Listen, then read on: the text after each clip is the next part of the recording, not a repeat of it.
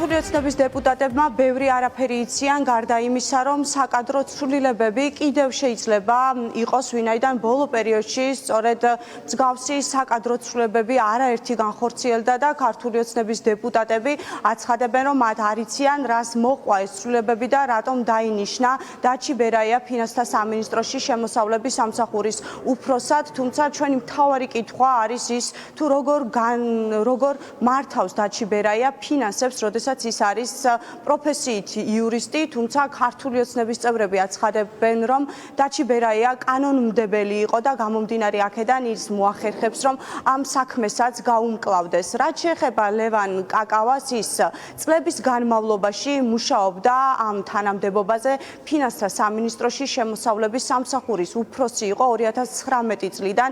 ის იყო გიორგი გახარიას მოადგილე 20 ივნისის პერიოდის დროს, მათ შორის ჩვენებაც აქვს მიცემული 20 ივნისის საქმეზე მაშინდელი სახალხო დამცველის ნინო ლომჯარიას შუამდგომლობით და მოთხოვნით და ახლა, როდესაც თია წულუკიანმა გააცოცხლა 20 ივნისის საქმე საქართველოს პარლამენტში დროებითი საგამოძიებო კომისიის ხდომაზე, ზუსტად ამ ყველაფრიდან რამდენიმე საათში მოხდა სწორედ ამ ადამიანის გათავისუფლება სამსახურიდან, როდესაც წლების განმავლობაში ის უცვლელად იკავებდა საკუთარ პოზიციას და ქართულმა ოცნებამ დიდი სტაჟის მქონე მაღალი თანამდებობის პირი დაჩი ბერაიათი ჩაანაცვლა. რაც შეეხება ბატონ ლევან კაკავას, ის ღირსეულად ასრულებდა თავის მოვალეობას და ის იყო გახარიას კადრი კი არ იყო, ის იყო საქართველოს კადრი. მას რატო ეძახით საკადრო წმენდას? ამას რატო არაფერი არ დაიძახოთ და ადამიანი მიდის ზოგი თანამდებობა, ზოგი სხვაგან ინიშნება, ზოგი ახალი მოდის თანამდებობაზე, რა პრობლემაა? როტაცია ხდება. დარწმუნებული ვარ, ის ადამიანი, როგორ პატრიოტულად და თავის ქვეყნის სიყვარულით უძღვებოდა ყველა იმ დაკისრებულ პასუხისმგებლობას თავისი პოლიტიკაში ყოფნის პერიოდში, ასევე გააგრძელებს უკვე აღმასრულებელი რგოლი. იურისტმა დაჩი ბერაიამ როგორ უნდა იმუშაოს და მართოს ფინანსები, ფინანსთა სამინისტროს შემოსავლების სამსახურში გადაიყვანეს და ლევან კაკავა გახარიას კადრი რო იყო, მაგიტო გაათავისუფლეს. ახლა იცით ჩემი პასუხი. ბატონო ირაკლი, ლევან კაკავა 2019 წლიდან მუშაობს იმ პოზიციაზე და გახარიას კადრი როა, იმიტომ გაათავისუფლეთ თანამდებობიდან. ბატონო ირაკლი, ის არის ეკონომისტი, ბრწყინვალე პიროვნება და ძალიან პრინციპული. ამიტომ ბრწყინვალე პიროვნება ხომ არ ნიშნავს, რომ ბრწყინვალედ მართავს ფინანსებს. არ იცით იმის განათლება, არ იცით.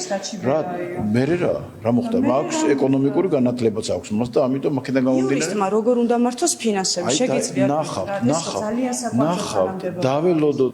ვინც იყო ლევან კაკავა, მან ვერ გაართვა ბრწყინვალედ 2019 წლიდან. ეს ახლა ჩვენ ცვლილება თუ ხდება, ეს არ ნიშნავს რაღაცას, რომ ვიღაცასთან ნეგატიური განწყობა არის. ეს ნიშნავს იმას, რომ როტაცია ჩვეულებრივი და გიორგი გახარიას გამოგაუშვით კაკავა თანამდებობიდან. თქვა კაცო, საიდან რა შუაშია? არ არის სწორი არა თქვენი ფორმულირება. მაშინ რანაირად დაემთხვა ეს ერთ-ერთი? ხო, ყველაფერი რაღაცას დაემთხვა, მაგრამ არა.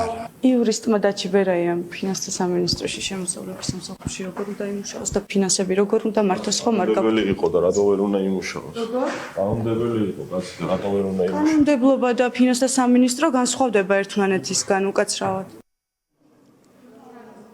როგორც ჩანს, კიდევ ბევრი ცვლილება იქნება პარტია ქართულ ოცნებაში, ვინაიდან ბოლო პერიოდში მსგავსი მრავალი როტაცია ვიხილეთ.